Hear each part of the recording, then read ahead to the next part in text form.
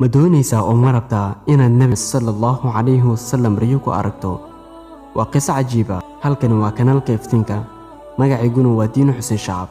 kusoo dhawaada muuqaalkeena maanta saaxiibayaal. haddaba maxaa dhexmaray wiilkii yaraa iyo sheekii? maxaa dhexmaray? haddaba ka bogshaha bun muuqaalkani saaxiibayaal.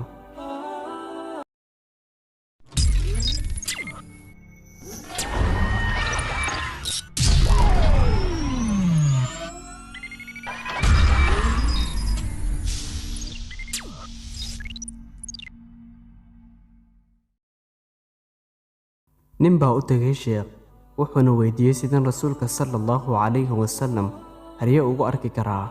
wuxuu ku jawaabay, way sahlan haddaad si sax u samayso waxa aan kuu sheegayo. isna wuxuu yidhi, ii sheeg, aad baan u xiiseynayaa in rasuulka sallallahu calayhi wasallam riyo ku arko. si saxan waan u samaynaya waxaad ii sheegto. shiiqiina wuxuu yidhi, maanta markaad guriga tagto ku qadee kalluun, kuna badi cusbada, biyaha ka daba cabin.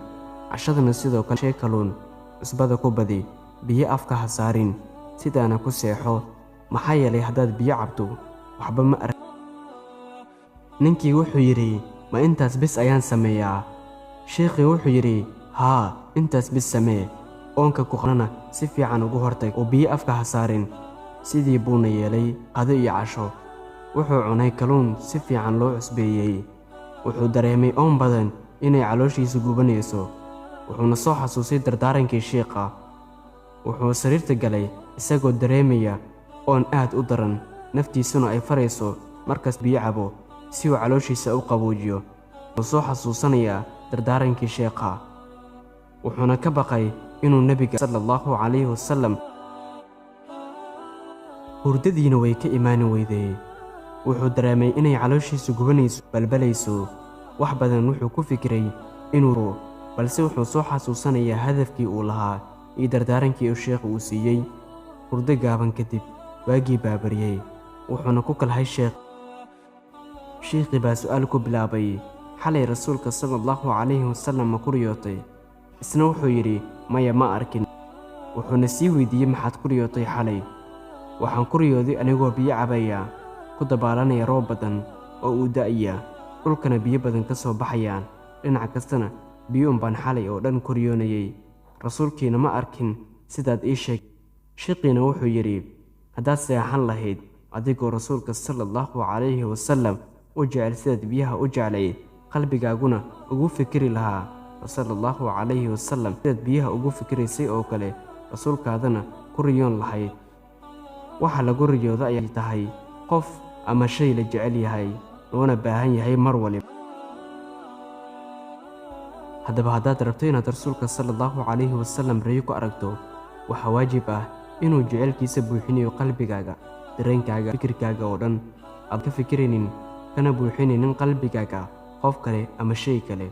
markaas ayuu rabbi subxaanahu wa tacaala ku sharfi doonaa inaad rasuulka sallallahu calayhi wasallam riyo ku aragto. ninkaasi dareenkiisu aad buu u fiicnaa oo wuxuu tiigsanayay xadiidka rasuulka sallallahu calayhi wasallam.